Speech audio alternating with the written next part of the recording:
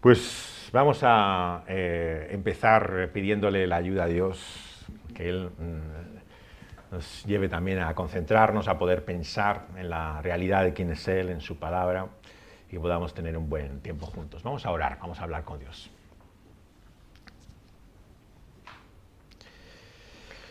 Somos conscientes una vez más de hasta qué punto nuestras vidas están en tus manos. Dependemos de ti. Somos tan frágiles, débiles, impotentes. ¿Qué sería de nosotros, Señor, si no fuera por ti?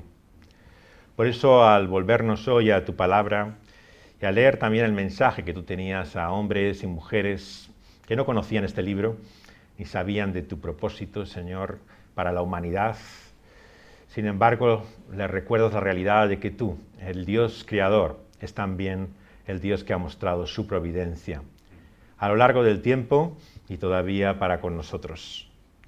Por eso, Señor, nosotros que conocemos algo más de ti por medio de tu palabra y el testimonio de tu Espíritu, con más razones, Señor, podemos reconocer que si estamos hoy aquí no es por casualidad, sino que es por tu cuidado, por tu providencia. Señor, te queremos pedir que podamos descubrir que detrás de esa mano del Creador providente está también el Redentor. Que el mensaje que consideremos, Señor, hoy nos lleve, Señor, la buena noticia de la salvación. El anuncio de que hay redención posible para este mundo roto, enfermo, que necesita, Señor, tu mano sanadora y restauradora. Señor, te lo pedimos en el nombre de aquel que es el único que hace esto posible. En el nombre de Cristo Jesús. Amén. Nuestro texto hoy está en el libro de Hechos, que estamos considerando toda esta historia de cómo llega el mensaje cristiano.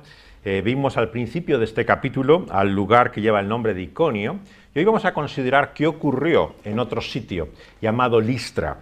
Y está a partir del verso que lleva el número 8 de este capítulo 14 de Hechos, hasta, vamos a leer el número 20, versículo número 20. Vamos a leer del 8 al 20 y Dios mediante acabaremos el capítulo en otra exposición posterior. Pero vamos a considerar hoy los versos que van del 8 al 20 del libro de Hechos, capítulo 14, Hechos 14, 8. Dice así la Escritura. Y cierto hombre de Listra estaba sentado, imposibilitado de los pies, cojo de nacimiento, que jamás había andado. Este oyó hablar a Pablo, el cual, fijando en él sus ojos y viendo que tenía fe para ser sanado, dijo a gran voz: levántate, derecho sobre tus pies. Y él saltó y anduvo. Entonces la gente, visto lo que Pablo había hecho, alzó la voz diciendo en lengua licaónica: dioses bajo la semejanza de hombres han descendido a nosotros. Y a Bernabé llamaban Júpiter, y a Pablo Mercurio, porque era este el que llevaba la palabra. Y el sacerdote de Júpiter, cuyo templo estaba frente a la ciudad, trajo toros y guirnaldas delante de las puertas, y juntamente con la muchedumbre quería ofrecer sacrificios. Cuando lo oyeron los apóstoles, Bernabé y Pablo, rasgaron sus ropas y se lanzaron entre la multitud dando voces y diciendo: varones, ¿por qué hacéis esto? Nosotros también somos hombres, semejantes a vosotros, que os anunciamos que de estas vanidades os convirtáis al Dios vivo, que hizo el cielo y la tierra, el mar y todo lo que en ellos hay. En las edades pasadas, Él ha dejado a todas las gentes andar en sus propios caminos. Si bien no se dejó a sí mismo sin testimonio, haciendo bien, dándonos lluvias del cielo y tiempos fructíferos, llenando de sustento y de alegría nuestros corazones. Y diciendo estas cosas, difícilmente lograron impedir que la multitud les ofreciese sacrificio. Entonces vinieron los judíos de Antioquía y de Iconio, que persuadieron a la multitud, y habiendo apedreado a Pablo, le arrastraron fuera de la ciudad pensando que estaba muerto. Pero rodeándole los discípulos, se levantó y entró en la ciudad, y al día siguiente salió con Bernabé para Derbe. Hasta aquí nuestra lectura de la Escritura, de la palabra de Dios en esta mañana. Cuando estudiaba periodismo a principios de los años 80, había una frase que era lo primero que aprendías en cuanto llegabas a la Facultad de Ciencias de la Información. La frase es tan conocida que seguramente algunos la habéis oído en alguna ocasión. Viene de un experto en la comunicación, que estudiaba cómo se puede traer un mensaje a la gente, a la sociedad. Marshall McLuhan. Marshall McLuhan era canadiense y él tiene una famosa frase muy repetida que dice: el medio es el mensaje.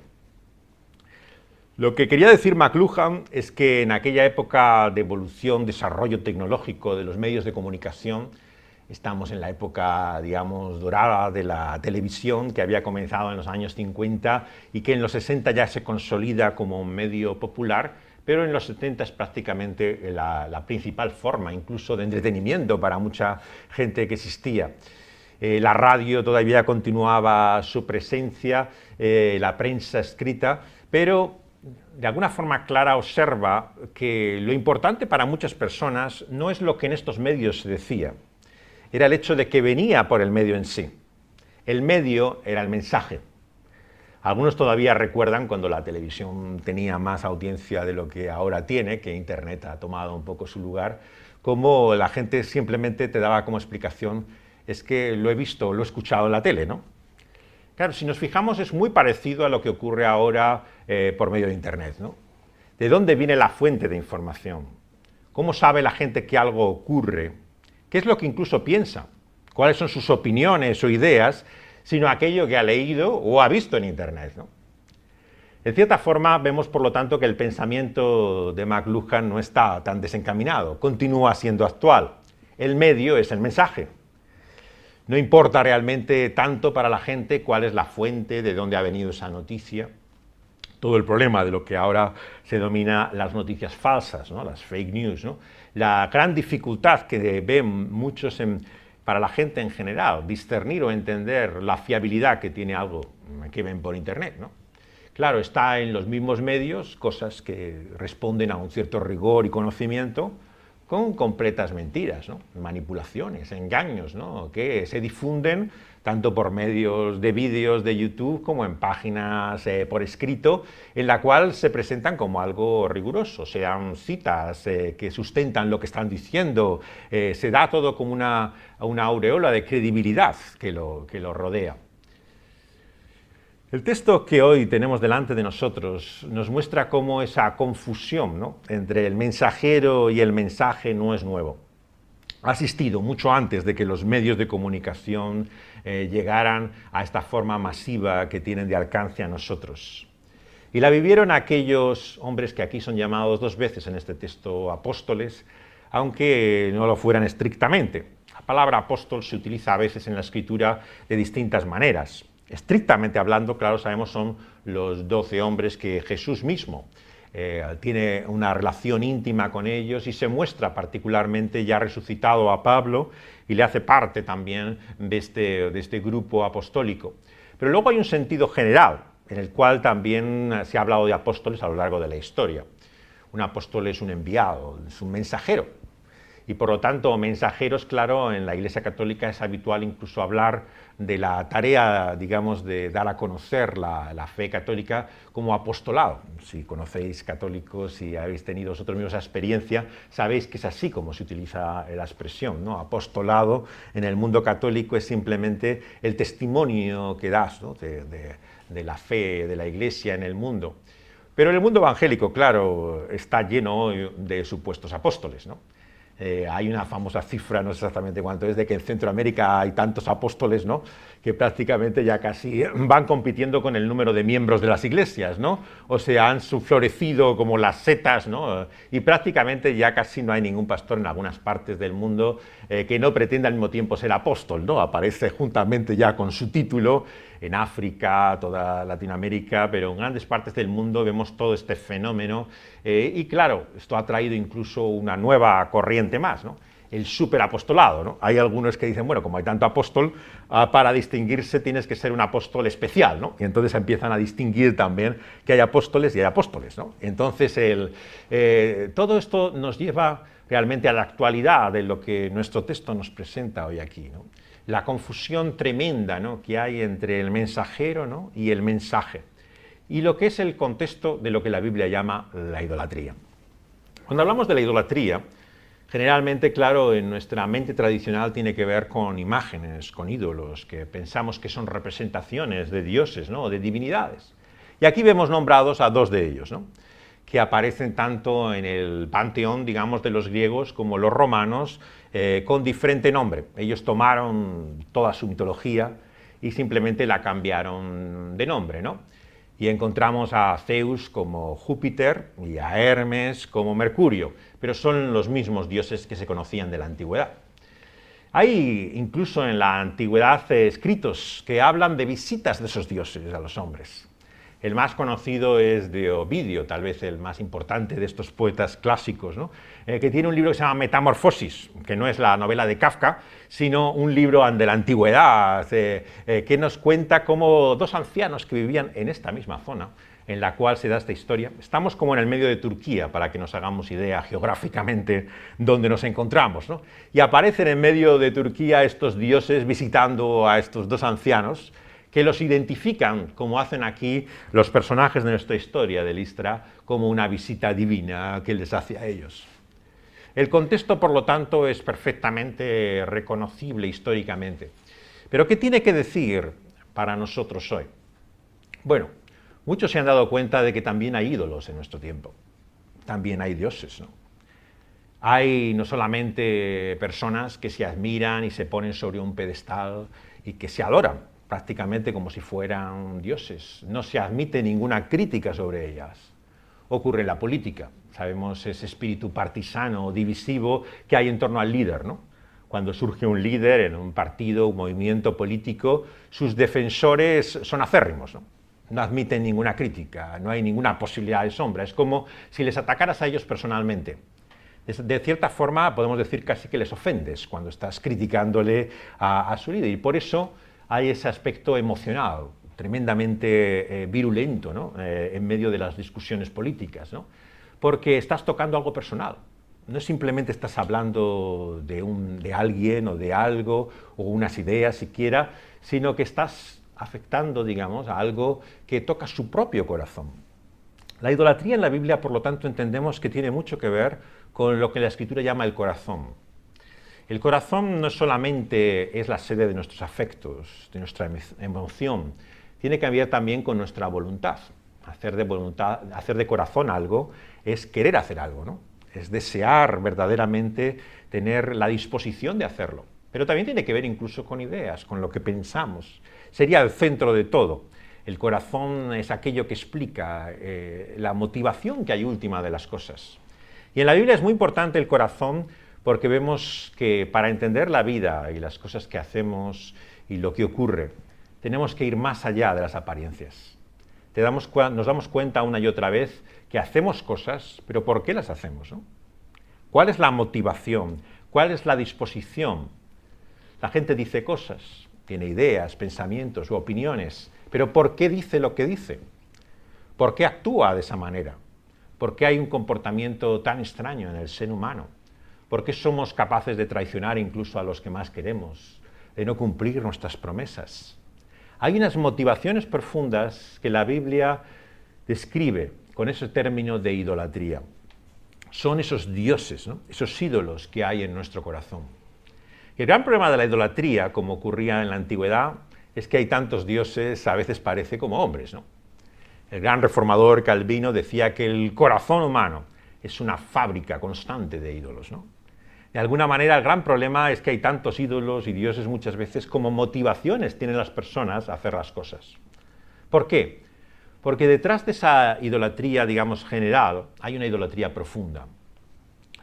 Por ejemplo, muchos piensan que el dinero claramente es el motor y la explicación del comportamiento, de la forma de hablar, de pensar y actuar de mucha gente.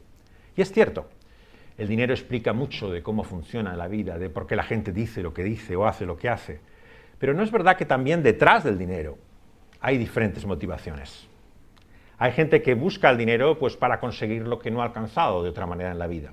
El dinero es el medio, es la forma de poder o bien llamar la atención de otros, poder conseguir cumplir sus sueños, poder de alguna forma llegar a tener un reconocimiento social que no podía alcanzar de manera natural en esta vida. O sea, hay como una idolatría profunda detrás de esos dioses o ídolos que dominan el mundo, como puede ser el dinero, el poder, ¿no? La búsqueda de placer, ¿no? Que es de la que nos habla la Biblia. Esa idolatría profunda que está en nuestro corazón es la que hace que, por ejemplo, el apóstol Pablo mismo, cuando escribe en el Nuevo Testamento, dice que la codicia, la avaricia, el desear una y otra vez bienes o posesiones, es idolatría. Se da cuenta, por lo tanto, en la Escritura, a la luz de la palabra de Dios, que los dioses o ídolos no son solamente figuras, no son nombres de dioses, divinidades que podamos imaginar, sino que tiene que ver también con nuestros propios deseos de nuestro corazón. Y lo que encontramos aquí en nuestra historia es cómo acontece que había cierto hombre en Listra, que vivía una tragedia que en cierta forma representa lo que es tal vez la frustración, la tragedia misma del ser humano en nuestra condición actual. Este hombre estaba sentado, imposibilitado de los pies, estaba cojo de nacimiento y jamás había andado, dice el versículo 8. Nos recuerda, por lo tanto, otros cojos e imposibilitados que hay en la Biblia, ¿no? Uno de los que nos viene más claramente a la Biblia es el que a la mente de la Biblia es el que Pedro se encuentra, ¿no? A la puerta del templo mismo de Jerusalén. Un hombre también que estaba cojo e imposibilitado desde su nacimiento, ¿no? No podía andar, ¿no? En todos estos milagros que vemos aparece siempre como una representación misma de la naturaleza humana. Es como si nos estuviera diciendo que encarnado en este hombre está nuestra propia tragedia, toda nuestra frustración, toda nuestra impotencia. Que si os fijaos es de nacimiento.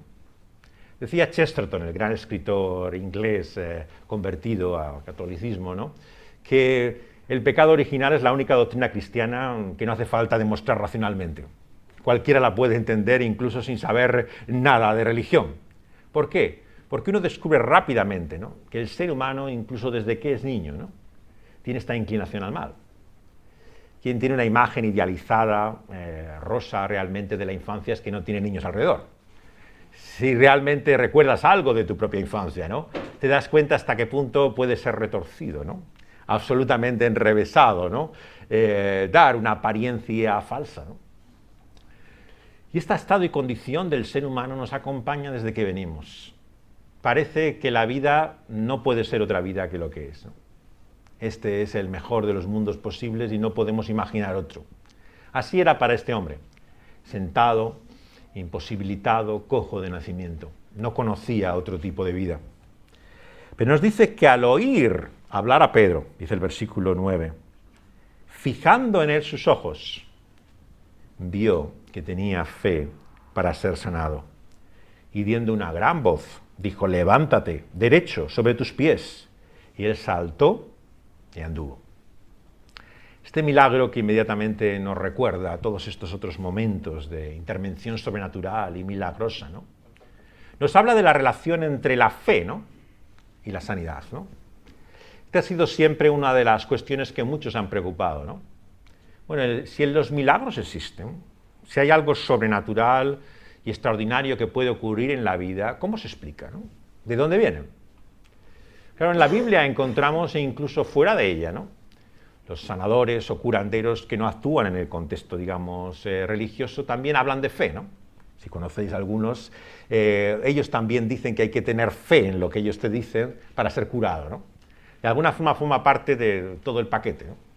Cuando buscas algún tipo de curación o sanidad alternativa, tienes que creer, confiar, si no, no se produce realmente esa sanidad o curación, ¿no? Claro, esto suena tremendamente a lo que podríamos llamar la fe en la fe. O sea, si uno tiene la mente, la disposición, el pensamiento positivo de que va a curarse, esto se producirá. Bueno, aquellos como en mi caso, que nos debatimos con temas como el cáncer, ¿no? claro, vemos como el pensamiento positivo ha afectado tanto la manera de los enfermos de cáncer, ¿no? Te dicen que tienes que tener una actitud, una disposición, ¿no? Como si pareciera que los tumores fueran realmente afectados por tu disposición o actitud, ¿no? ¿Por qué? Porque ven también muchos, incluso médicos, una relación, ¿no?, entre la actitud, ¿no?, de la persona, el ánimo en que se encuentra y cómo vive la enfermedad o cómo se enfrenta a ella, ¿no? Y claro, esto puede llevar a mucha confusión, ¿no?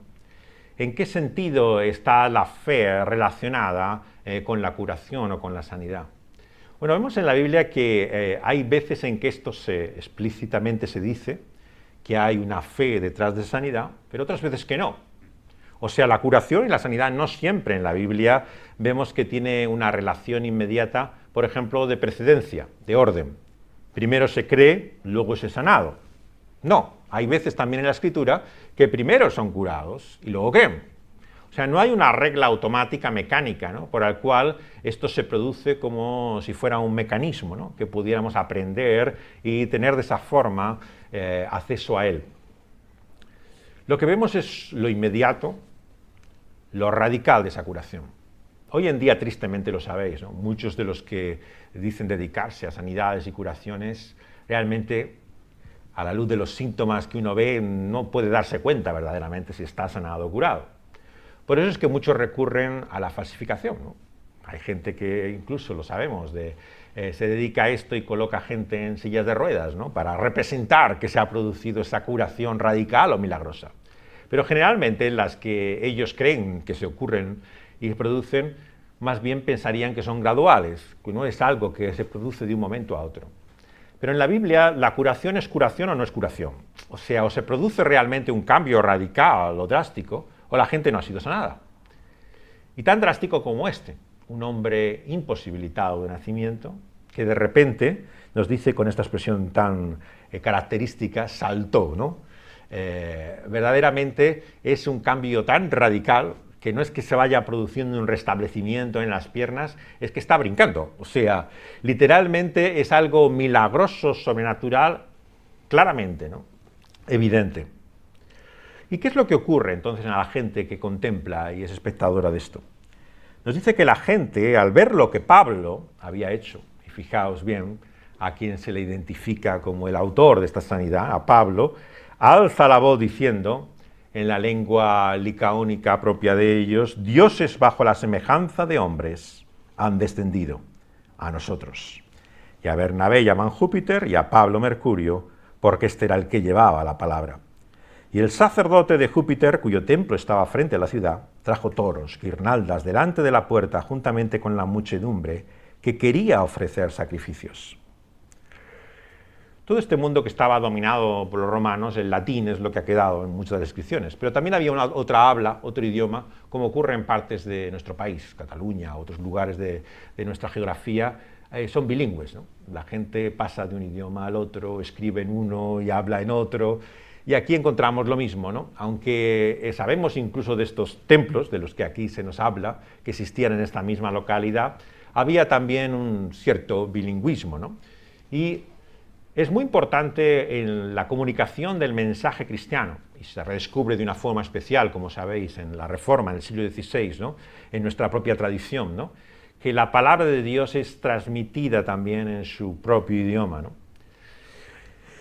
Y aquí vemos que se hace referencia a esta lengua, también puede ser porque no la entendían los apóstoles. Entonces estaban hablando en esa lengua y decían estas cosas, pero lo único que ellos podían percibir era lo que hacían, no lo que estaban diciendo, ¿no? Si habéis estado alguna vez en un lugar extranjero, sabéis la confusión que esto tiene, ¿no? Estás escuchando lo que están diciendo, pero no entiendes y solamente intentas interpretar por sus movimientos lo que quieren decir, lo que hacen, ¿no? Por lo tanto, en un primer momento, ellos son sorprendidos no solamente por sus actos, sino por intentar entender, interpretar qué es lo que están haciendo, ¿no? Lo que están haciendo claramente es confundir el mensajero con el mensaje. Ellos ven una intervención divina y sobrenatural en sus vidas, en su mundo, pero creen que los dioses, esa intervención divina y sobrenatural está encarnada en ellos, en estos seres que han venido a ellos, que son los apóstoles. Y les califica claramente como dioses. Y entonces Cuando lo oyen los apóstoles, no sabemos si entendían o no algo, pero Bernabé y Pablo se rasgan sus ropas, ¿no? Y se lanzan entre la multitud y dan voces, probablemente si entendían algo en el idioma, en su propio idioma, diciendo: varones, ¿por qué hacéis esto? Nosotros también somos hombres, semejantes a vosotros. Nosotros somos solamente humanos, hombres. Este es el gran problema muchas veces de la comunicación del cristianismo, ¿no?, a aquellos que nos rodean. Tristemente, una y otra vez, la gente olvida que los cristianos son seres humanos, son hombres, como otros. No hay distinción, no hay diferencia. Hay un solo Dios y nosotros somos humanos.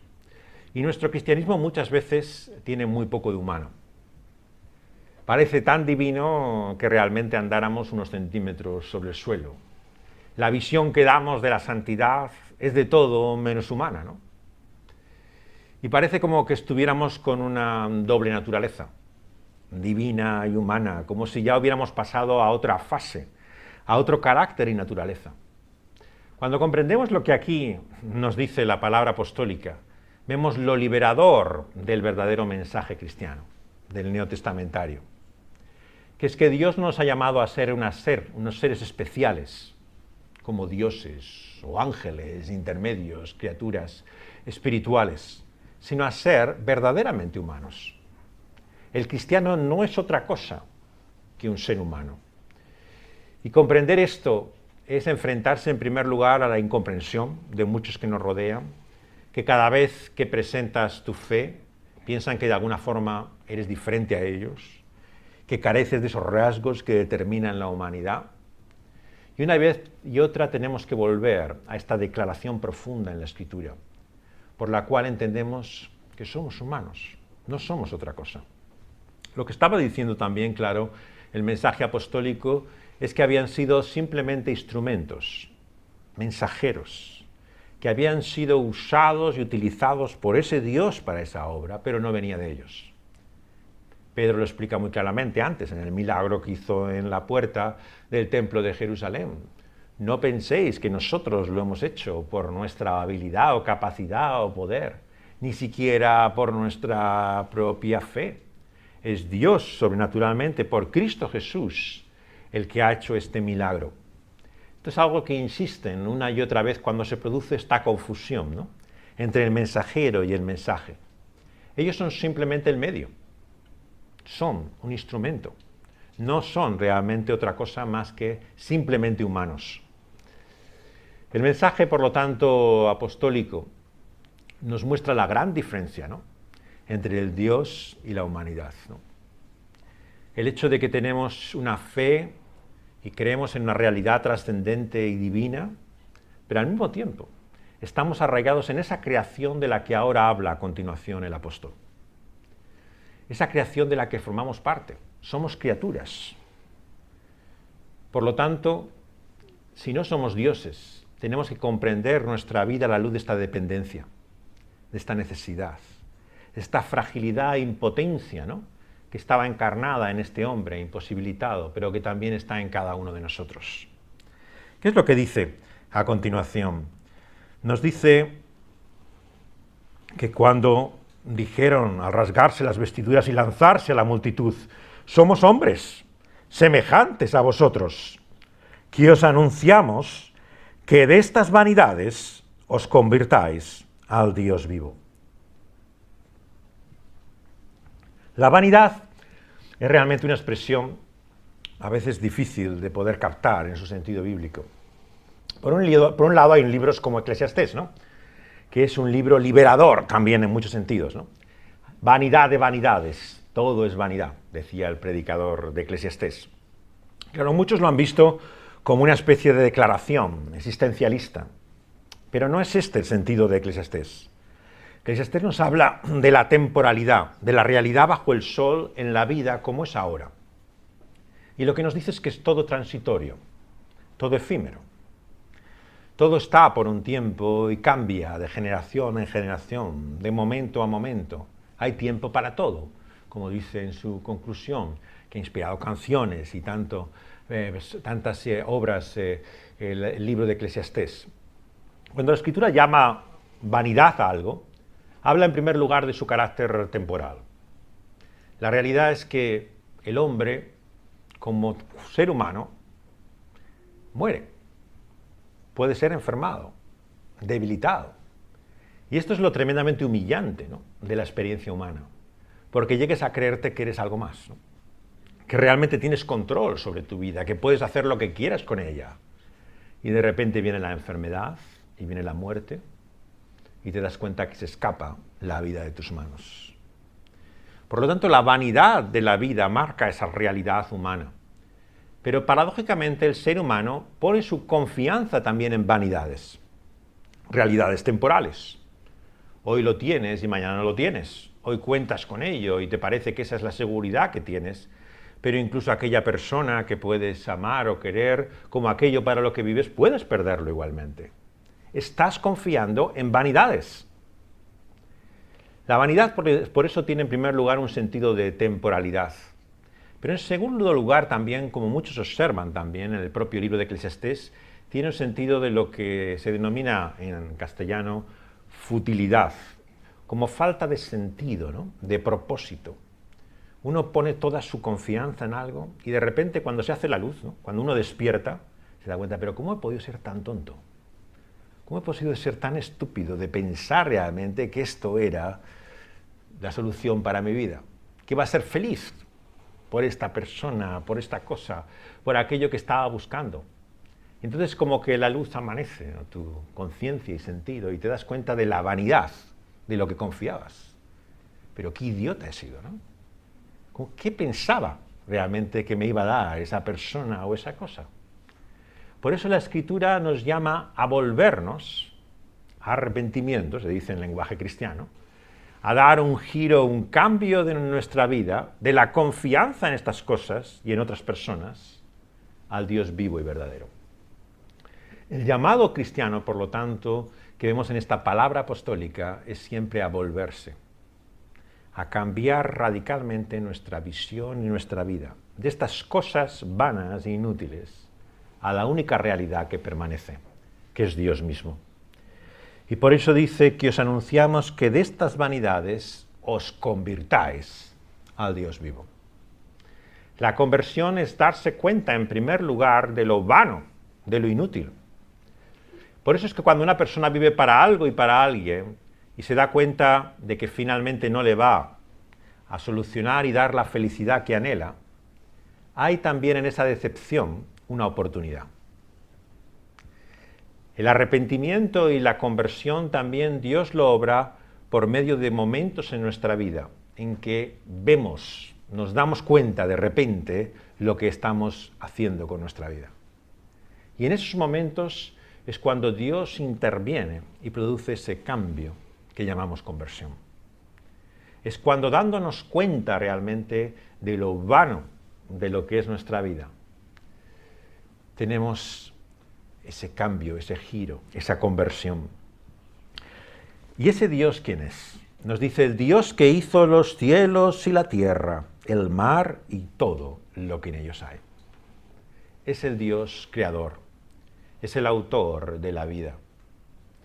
La creación, por lo tanto, forma parte también importante del mensaje cristiano, ¿no?, en cuanto que recibe toda esa herencia de la revelación que viene desde el Antiguo Testamento con el que comienza la Biblia. Nuestro Dios es el Dios que ha hecho todas las cosas. ¿Por qué es tan importante creer en un Dios creador? ¿Es posible ser cristiano y no creer en la creación? Tenemos que darnos cuenta que si creemos que la vida es meramente por azar, si como muchos desde la ciencia quieren hacernos creer que todo es producto de la casualidad, que hoy estamos aquí por una conjunción bioquímica, por una explosión cósmica, que simplemente ha dado la suerte que hoy estemos aquí y allí, y exista la vida como es. Entonces, nuestra visión de la vida carecerá de sentido y de propósito. Si crees que la vida viene del azar y de la casualidad, tu vida también será por azar y por casualidad. Hay una relación clara en cuanto entendemos que es el origen y la forma en la cual viene la vida, a entender y comprender qué es la vida. ¿Qué es lo que ocurre? Que gracias a Dios, la mayor parte de los no creyentes y ateos son incoherentes. Creen que la vida es por azar o por casualidad, pero no viven como si la vida fuera por azar o casualidad. Y gracias a Dios por ello.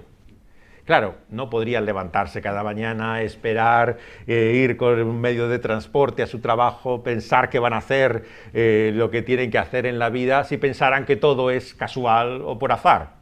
Obviamente creen que hay un orden, que hay un sentido y un propósito. Y esa incoherencia, claro, es lo que les salva en este momento, lo que les mantiene, lo que hace que sean guardados, digamos, de la desesperación. Por eso es que se asocia aquí, en nuestras palabras que estamos considerando de Hechos, esa creación con el orden. A continuación se dice que en las edades pasadas, ¿no?, ha dejado a todas las gentes andar en sus propios caminos. Pero Él no se ha dejado sin testimonio, ha hecho bien. Nos ha dado lluvias del cielo, tiempos fructíferos, llenando de sustento, de alegría, nuestros corazones. Lo que aquí se describe es lo que teológicamente llamamos la gracia común. La gracia común, a pesar de su nombre, es identificada por muy poca gente como gracia.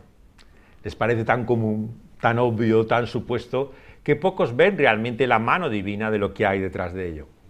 Pero la Escritura y la palabra de Dios se asombra, se maravilla siempre de que Dios mantenga realmente este orden y providencia, que Dios muestre su bondad, ¿no? ¿Qué es lo primero que destaca en sus palabras? Ese cuidado de Dios, de su creación, lo que nos muestra es que Dios es bueno.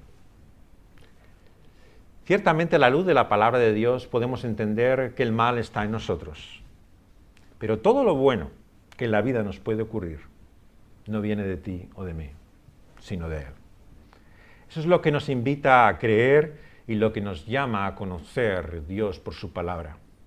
Que todo lo que merece la pena en tu existencia no es casualidad, no es la suerte, no es el azar que ha permitido que finalmente te sonriera la fortuna. Es Dios y su mano providente la que ha hecho ese bien en tu vida. ¿Y cómo lo ha hecho? Por su sola gracia. Es una gracia común porque, como leemos, Él ha dejado a todas las gentes andar en su camino. Y el testimonio que ha dado es de hacer bien. O sea, no ha tratado con las personas conforme a lo que ellos se merecían. Si Él le hubiera respondido a cómo la humanidad trata con Él, les hubiera mostrado su juicio, su rechazo. Pero todo lo contrario. Lo que explica el trato, la forma de la relación entre ese Creador y su humanidad a lo largo de la historia, es su gracia, su favor inmerecido, el bien que ha mostrado una y otra vez. Por lo tanto, podemos decir con toda la autoridad que nos da la palabra de Dios, que el bien que cualquier persona, ojo, cualquiera, no un creyente, cualquier individuo disfruta en la vida, es gracias a Dios. Puedes decir con toda autoridad cuando a una persona le va bien en la vida, pues gracias a Dios. ¿Por qué? Porque Dios no trata solamente con ese grupo escogido y selecto que son los creyentes. Le muestra su bien a toda persona. Otra cosa, claro, es que sean conscientes de ello. La mayor parte de la gente piensa que es simplemente la suerte, que es la fortuna, que es lo que ha determinado que les haya ido bien en esta vez, en esta ocasión. Pero Dios por su palabra nos llama a reconocer que Dios trata con esa gracia y favor inmerecido con todas las personas. Y lo hace en el propio orden de la creación, dando lluvia, tiempo fructífero. Veremos luego en el capítulo 17 cómo en Atenas se extiende mucho más todo este tema. Claro, pensamos en las estaciones. La manera en la cual, incluso a pesar del cambio climático, ¿no?, podemos prever o esperar ciertos cambios a medida que pasa el tiempo, como hay un ciclo y el mundo funciona por él. Funciona la moda, funciona toda la vida, los cursos, los periodos en los cuales se divide el calendario, están marcados por la presuposición de que hay un orden. Si la vida fuera solamente azar o casualidad, ¿qué sabemos que va a pasar este otoño? No tenemos la menor idea qué tiempo va a ser, cuál va a ser realmente lo que ocurra. Es cierto que hay enfermedad, como vemos aquí en el cojo, imposibilitado de nacimiento, pero aún así viene la lluvia y sale el sol. Sigue el orden de las cosas, estés enfermo o no estés enfermo. Dios mantiene un orden y una vida más allá incluso de tus propios problemas o de tu situación. Y es más, nos dice que llena de sustento y de alegría nuestro corazón. No nos engañemos, si mucha gente no quiere escuchar hoy lo que Dios tiene que decirles por su palabra, es sencillamente porque creen que Dios es un aguafiestas. Que desde luego lo que menos te puedes encontrar en la iglesia y en la fe es alegría.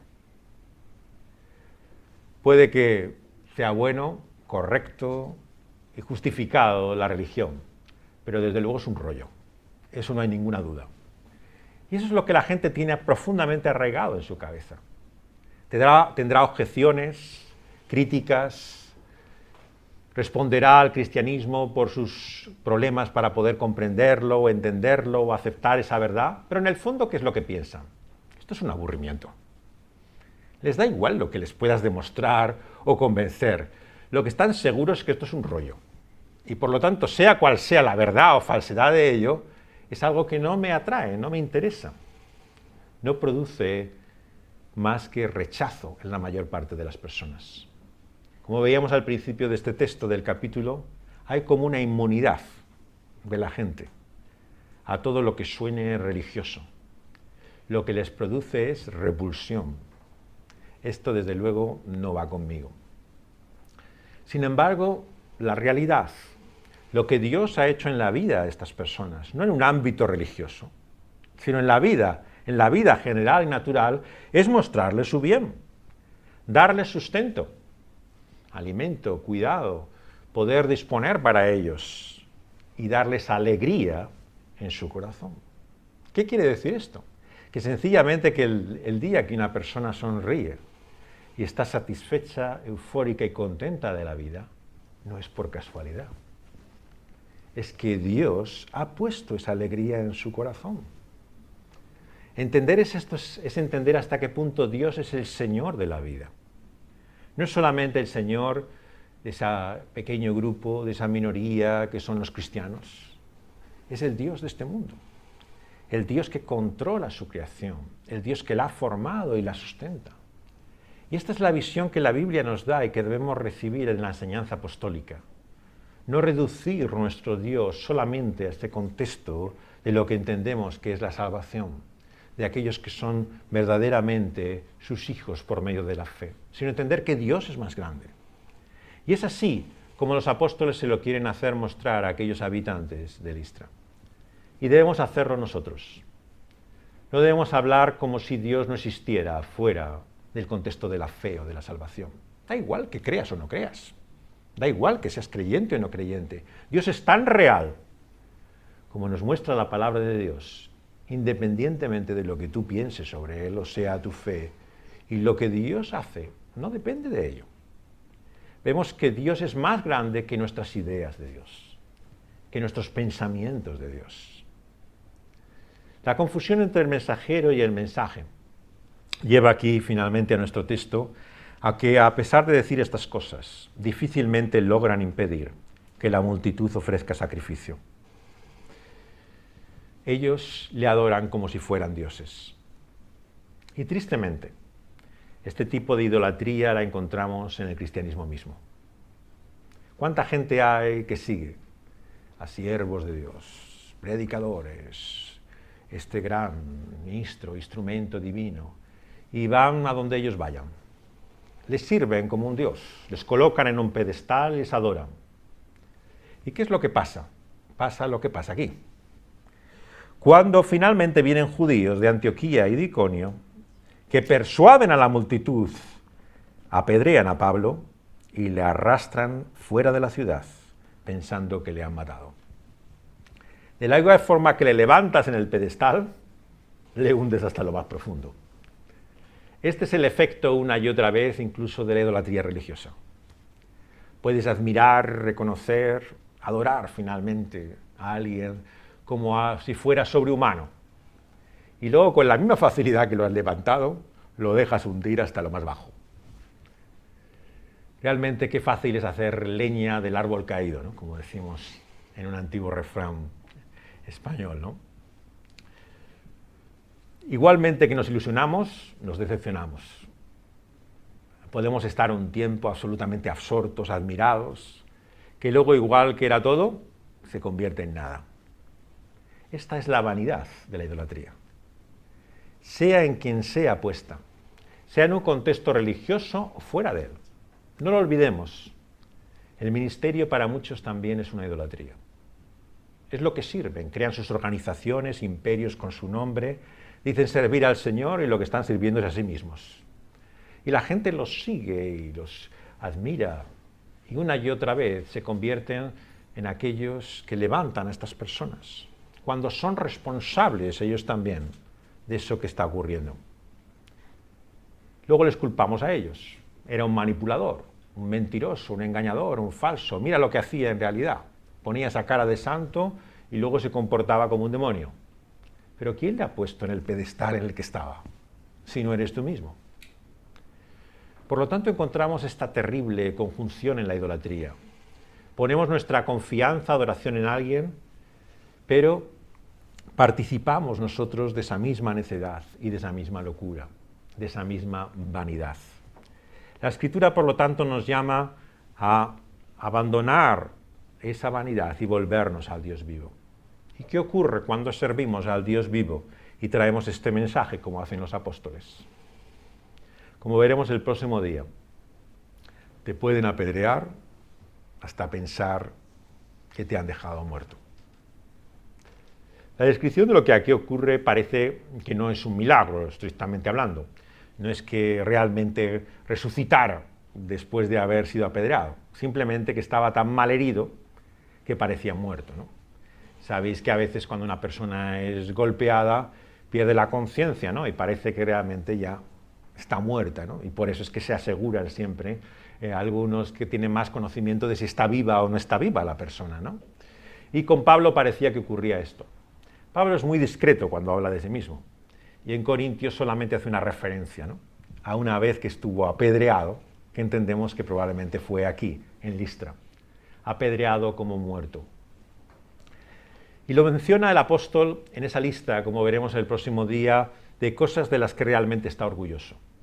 Estos apóstoles, entre comillas, superapóstoles que dicen ser frente a él, están orgullosos de sus éxitos, de los logros, de cuántos se han convertido por medios suyos, de los grandes edificios que han levantado, de todo su emporio y medios de comunicación.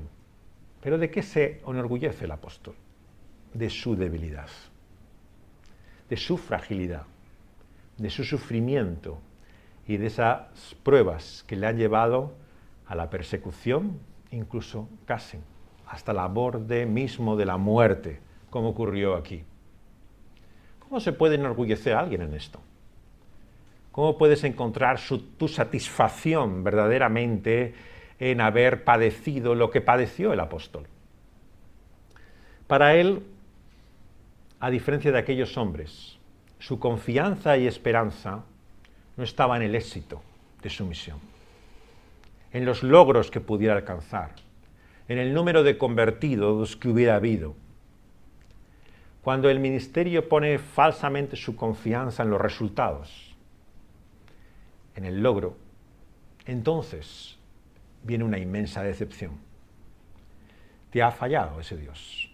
No ha estado a la altura de las circunstancias. No ha respondido a tus oraciones. Pero cuando el apóstol Pablo tiene su confianza solamente en ese único Dios, no hay nada en las circunstancias, de lo que ocurra y de lo que pase, que lejos de negar la realidad de ese Dios, la confirma, sea cual sean sus circunstancias. Y la confirma con su sufrimiento. Rodeado por los discípulos, se levanta, entra en la ciudad y al día siguiente, acaba nuestro texto, sale con Bernabé para Derbe. Como dijimos en la exposición pasada, es la forma como el cristianismo se extiende por todo el mundo antiguo. Utilizaba esta analogía de un gran teólogo bautista del pasado, Branham, que decía que el cristianismo no es como una llama de una vela que se prende y que tiene su luz, y el día que se apaga queda como gran parte de este mundo. Estamos hablando de Turquía, por ejemplo, de regiones que han sido como el norte de África, el cristianismo floreciente, pero el Islam luego vino y apagó esa luz, ¿no? Y hoy queda muy poco de ese cristianismo. ¿Por qué? Porque como dice este pensador cristiano, este teólogo bautista, el cristianismo realmente es más como un ave, como un pájaro, que cuando la ahuyentan, cuando finalmente le echan de un sitio, se va a otro sitio con su canto. Y esto es lo que había asumido totalmente la predicación apostólica. Si no le querían, le apedreaban y querían matarle, ¿qué hacía? Se quedaba allí masoquistamente, ¿no? A sufrir, ¿no? A padecer, a ver si ya le matan del todo y finalmente tiene otro mártir la Iglesia del que está orgulloso. No, hay un realismo, incluso en la obra misionera, de la extensión del cristianismo que vemos en Hechos, ¿no? Si no me quieren, me voy a otro sitio, así de sencillo, ¿no? Si realmente me rechazan, pues se levanta y sale con Bernabé y se va a otro lugar, así de sencillo. Y eso te muestra también, como decíamos, cómo el cristianismo ha de actuar en este mundo. Cuando la gente te rechaza y te desprecia, cuando busca acabar contigo y desaparecer, nuestra misión no ha acabado. Lo que pasa es que no debemos insistir en lo que es una tarea y un propósito inútil. Debemos llevar ese mensaje a aquel que quiera escucharlo. Y es así como van a otro lugar y traen el mensaje cristiano. Y como vemos, ese mensaje implica volvernos de esa vanidad. Tanto ellos como nosotros. Dejar de confiar en personas. Nos creemos que es realmente individuos los que van a dar sentido a nuestra vida.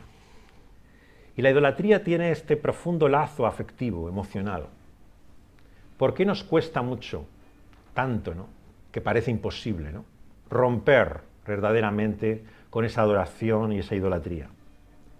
Porque hay un vínculo que nos encadena y esclaviza emocionalmente. Dependemos de esa persona. Es como cuando en una relación abusiva, ¿no? Muchos tristemente sabéis lo que es, ¿no? En que una persona es maltratada por la otra, ¿no? Y dices, bueno, ¿cómo aguanta? ¿Cómo soporta? ¿No? Hay campañas diciéndote que no lo toleres, ¿no? Que lo denuncies, que hagas algo. Pero la gente está como cautiva emocionalmente. En esa situación de abuso, realmente no es que se haya moldado a ello, es que depende de ello. No ve otra vida fuera de ello. Y esta es la relación siempre cuando ponemos toda nuestra confianza y esperanza en algo o en alguien, ¿no? Que no es el mismo Dios que se ha revelado en Cristo Jesús. Porque finalmente nuestro texto, ¿de quién nos habla? Sino de que ese Creador providente es también nuestro Salvador y Redentor. Pero fijaos cómo nos salva y nos redime, no librándonos de los problemas de la vida. Quien piensa que por tener fe y creer que ese Dios que ha hecho todas las cosas y nos ha mostrado su bien, va a solucionar todos nuestros problemas, va a librarnos de toda dificultad, no va a permitir que padezcamos, no va a hacer que conozcamos el rechazo o incluso la muerte. Quien cree eso, no cree conforme a lo que la palabra de Dios realmente nos promete y anuncia en este momento y en este tiempo.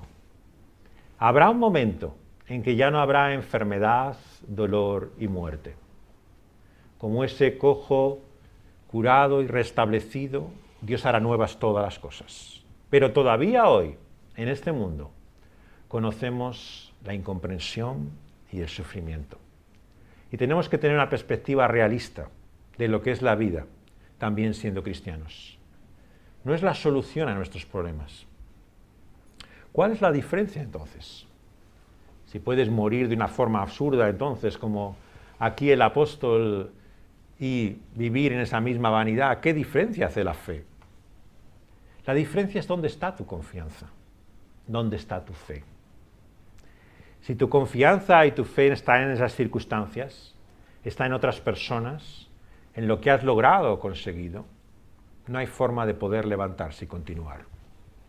Lo único que va a hacer que en el momento de decepción, en la vida puedas levantarte y continuar como hizo el apóstol Pablo, es en quién has puesto tu confianza. Si lo has puesto en esas otras personas a las que estás hablando, a las que quieres llegar y como tienes una dependencia de cómo te reciben, entonces te quedas en el suelo, hundido. No me quieren, nadie me entiende, no me aprecian. Lo que le permite al apóstol levantarse y continuar su camino es que no depende de la aceptación de esas personas. Depende de Dios como se ha revelado en Cristo Jesús.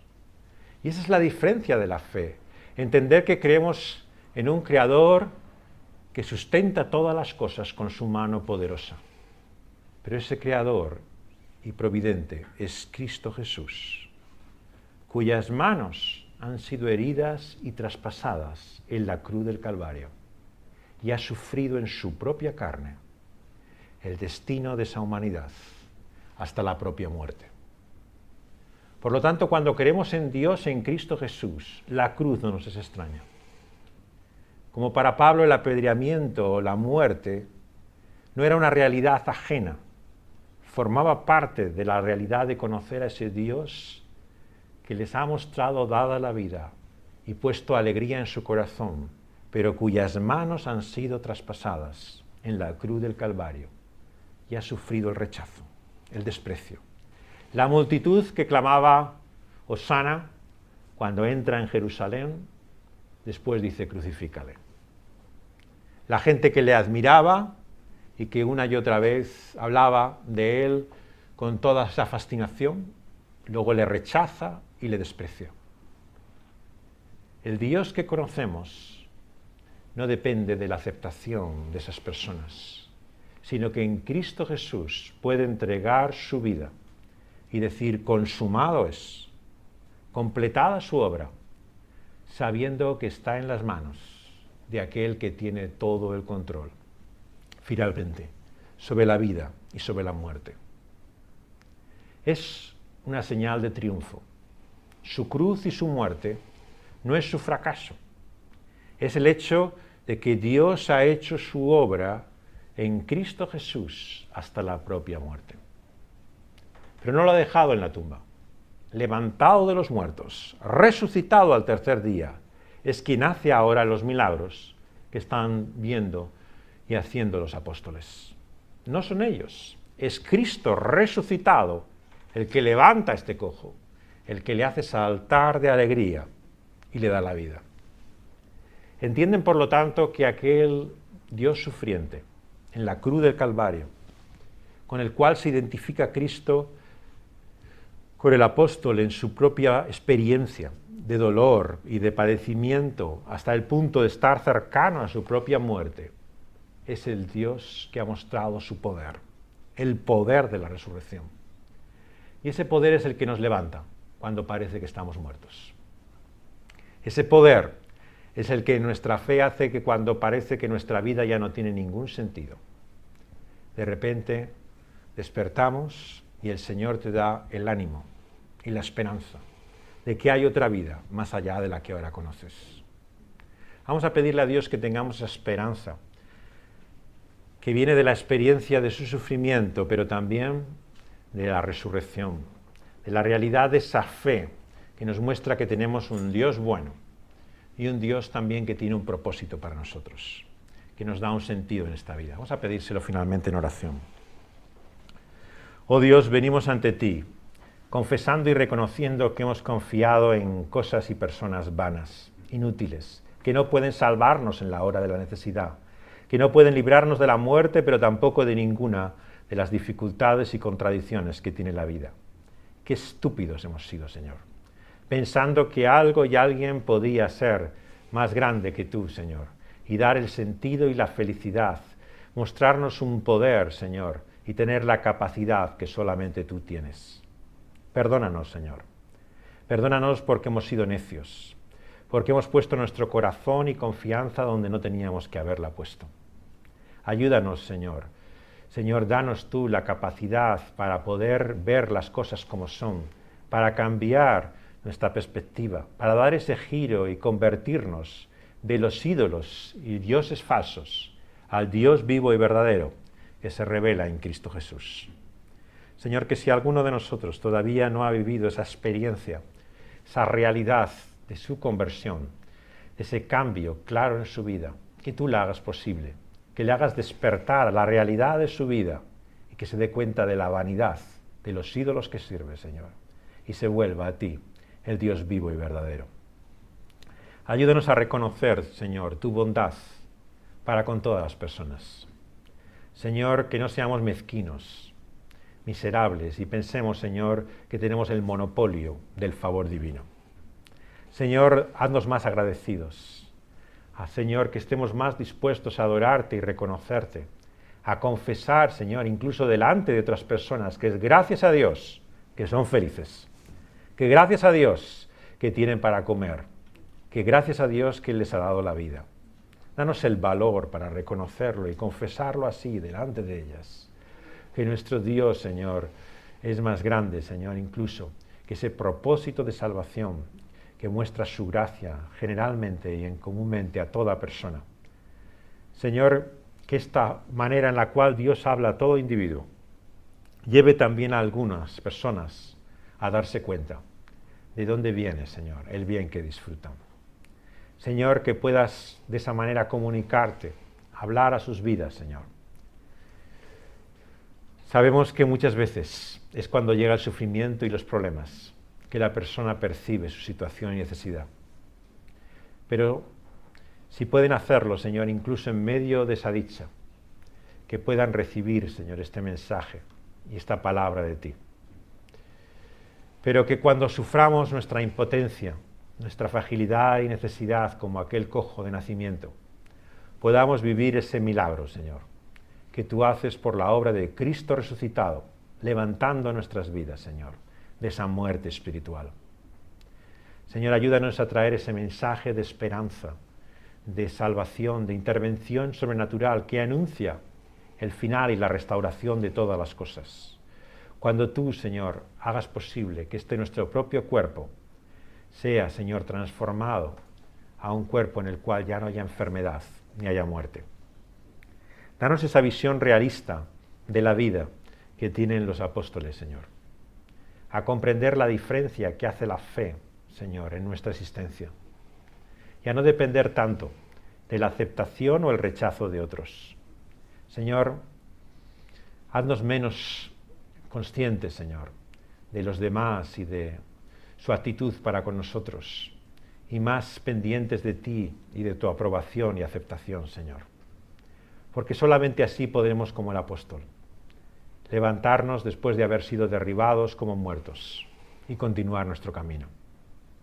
Danos, Señor, esa fe y confianza por la cual poder, Señor, cada vez que tropezamos, poder caer, pero, Señor, levantarse a continuación. Y cada vez que nos rechazan y nos tumban, Señor, una vez derribados, poder incorporarnos y continuar nuestro camino. Señor, tú sabes cómo muchos de nosotros podemos estar también en esa misma situación y experiencia en este momento. Derribados, hundidos, Señor, caídos por las circunstancias de la vida y por nuestra propia necedad. Por tantas cosas que hacen, Señor, nuestra realidad tan difícil y tan dura. Te pedimos que nos des, Señor, la fe para levantarnos, para seguir adelante, para continuar nuestra vida sabiendo que tenemos un propósito. Y ese no viene de nosotros, sino que viene de ti, el que ha creado esta vida y este mundo con una razón, Señor, y un destino. Señor, danos ese propósito y ese sentido en Cristo Jesús, que nuestra vida esté unida a Él, de tal manera que cuando no tengamos nada, podamos descubrir que Él es todo para nosotros.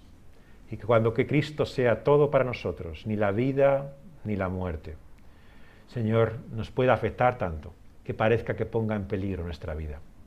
Que podamos descubrir que no hay nada que perder cuando estamos unidos a Cristo Jesús. No hay nada que nos pueda ocurrir que pueda separarnos de ese amor y de ese bien que muestras para nosotros en esta vida, pero también por medio de tu Hijo amado, el Señor Jesús. En su nombre te lo pedimos. Amén.